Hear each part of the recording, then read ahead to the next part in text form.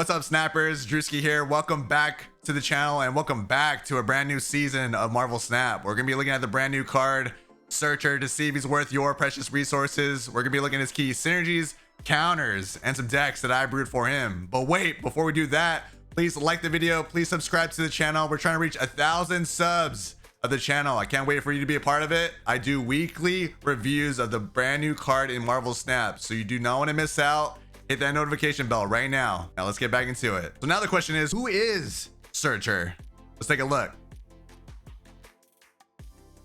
So Surtur in Marvel Snap is a 3-cost, 5-power card with the ability of after you play a card with 10 plus power, this gains +3 power. So I think the ability is really cool. If you love Power Slam decks or Power Slam cards, he is definitely your wheelhouse. He's an enabler for if you throw down a lot of power, he gains power, right? He's great. So again, you want to make sure you protect those big cards, but I think he should be a pretty fun and somewhat flexible. So now let's look at some of the pros and cons about Surtur. So the first pro about him is that he's a potential 14 power, right? He is a 3-cost, so you do have 3 turns potentially to get him to 14 power, which is crazy. Another pro about him is that he's a 3-cost. The power value is literally insane. I just explained it. That is definitely above rate compared to normal. Usually 3 costs, I would say on the high rate is about like 7 or 8.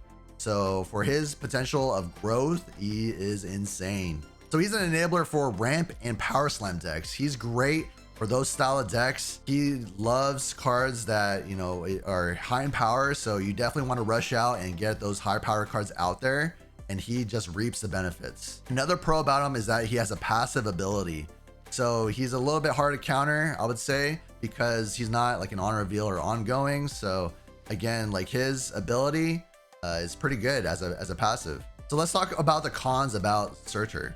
So you have to play the card. Unfortunately, you know, you can't use Jubilee, for example, to ramp out a card to throw on the board. You actually have to play the card in order for Surtur to take value. Another con about him is that he's an easy counter target. So he's literally, you know, he has to be on the board in order for his ability to go off. So if you don't protect him, he is an easy target for, you know, Shang-Chi or Shadow King, even Red Guardian. Again, you know, he's very easy to counter. Another con about him is that if he's a late draw, he's essentially dead card, right? You want to basically ramp him out early, or you want to make sure you play him on curve. He gets more value the earlier that he's been played, so you definitely want to take advantage of that. So another con about him is that you have to protect your cards. You want to make sure you run armor, you run Cosmo. You definitely want to protect all the big cards, because again, big cards usually mean huge counters. All right, now let's look at some of the key synergies and counters for Surtur.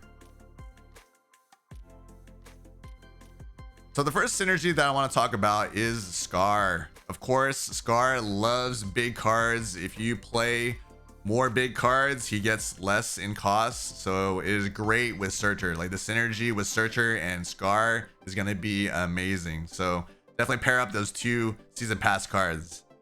Another synergy is Electro. Electro is kind of like a ramp pick, for example.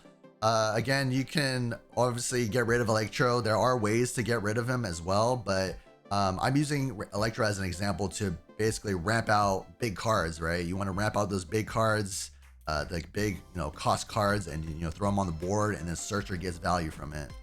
Armor, of course, is a synergy for Surtur. You could even throw in Cosmo in there as well. Again, you want to protect your big cards. Again, having all those big cards on the board, you definitely want to be careful of Shang-Chi and other counters. And you want to be careful of the counters that I'm going to be talking about right now. The first one, of course, Red Guardian. Surtur has a passive ability. I'm going to call it passive. Has an ability that can be countered by Red Guardian.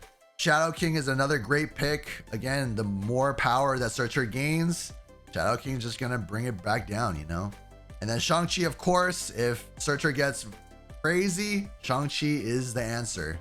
All right, now let's take a look at some of the decks that I brewed. I think they're pretty fun and competitive. Let's take a look.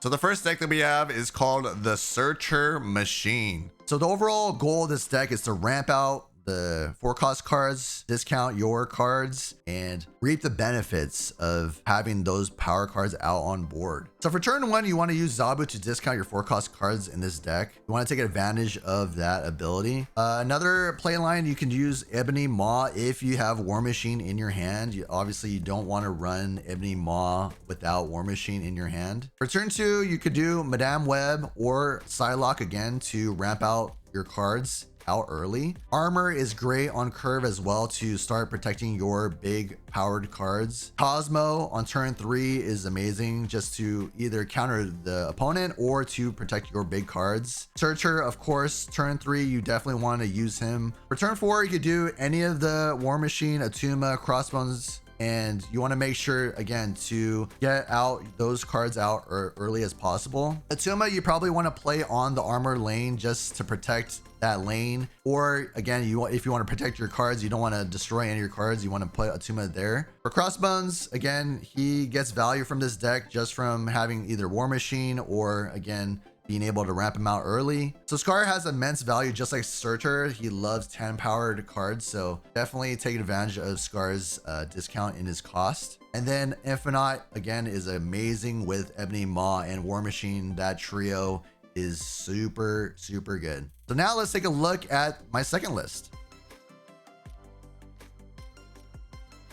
So the name of this deck is called Send the Bad Searcher. The goal of this deck is to essentially send over a lot of negative abilities over to your opponent's side, or reaping the value of energy ramping your deck. For turn 1, you probably want to do either the Hood, Ebony Maw, or Sunspot. Again, you want to make sure you have War Machine in your hand if you do run Ebony Maw. For turn 2, you could do Madame Web. For turn 3, you could do Electro to ramp out the big cost cards in this deck. You could even Viper over the Hood potentially. So for turn 4, you could even do like Viper over the Hood. Again, it depends on your hand and the situation. So for turn 3, you could obviously do Surtur on curve. You want to make sure he's out either early or on curve. And then War Machine is great in case, you know, if you're stuck with Ebony Maw or Electro, definitely enables Infinite as well. Misery is amazing. If you can Misery the Electro, you can take advantage of Electro going off again, so you get 2+ max energy. And then for the big powered cards, Alioth is great. You're going to have a lot of power on the board, so you're more than likely going to have Prio. She-Hulk gets value from this deck, just like Sunspot. So if you're floating a lot of turns, or if you have a lot of energy left over, Sunspot and She-Hulk are amazing. And then again, Infinite has value from War Machine, or possibly even floating the last turn. So this deck has a lot of potential. It's a little bit toxic, but I think it's going to be pretty fun and competitive. So now let's take a look at the third and final list.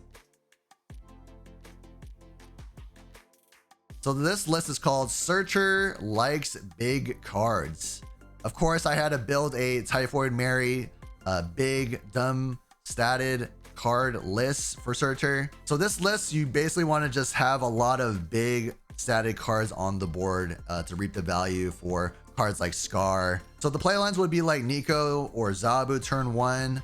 Zabu, of course, discounts all those 4-cost cards in this deck, which is a huge amount of value. Psylocke, again, you can use Psylocke to ramp out any of these big cards. And then Armor is great on curve as well. Shadow King, you probably want to save for like the later turns, again, depending on the situation on board. Cosmo is great, again, to protect all these big cards in this deck. Surtur, of course, you can either run Surtur early with Psylocke or play him on curve. Attuma is great with Armor, of course. Crossbones is amazing with this list as well. Cole is another great pick for this deck too, because you know you can play him either on Nico's lane or Zabu's lane. And then Typhoid Mary is a 10 powered card. She brings value with this list. You probably want to play her on her own lane just to get value for Scar.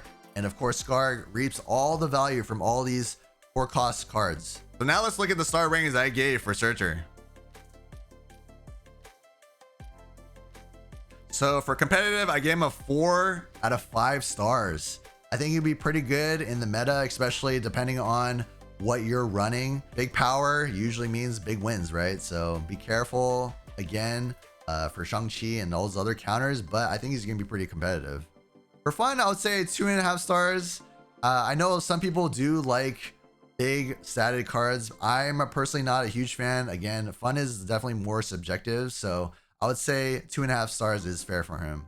For flexibility, I gave him 2 stars. I don't think he's going to fit in a lot of different decks because, again, you kind of want to ramp in power with him. So he has a very specific niche of cards that need to be around him. For future changes, I give him a 2.5 stars. I don't really see him being changed because he is a season pass card. Maybe if he's too crazy, then they'll nerf him. All right, now let's take a look at my final review of Surtur. Is he worth a snap or skip? Let's take a look.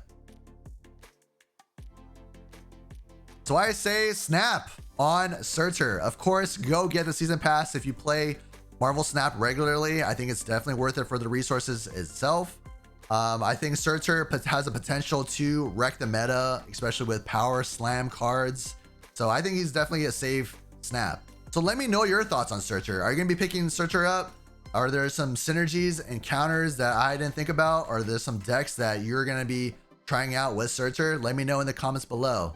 And if you haven't yet, please like the video. Please subscribe to the channel. I would love for you to be a part of this amazing community. And I'll see you guys on the next Snap or Skip. Happy snapping.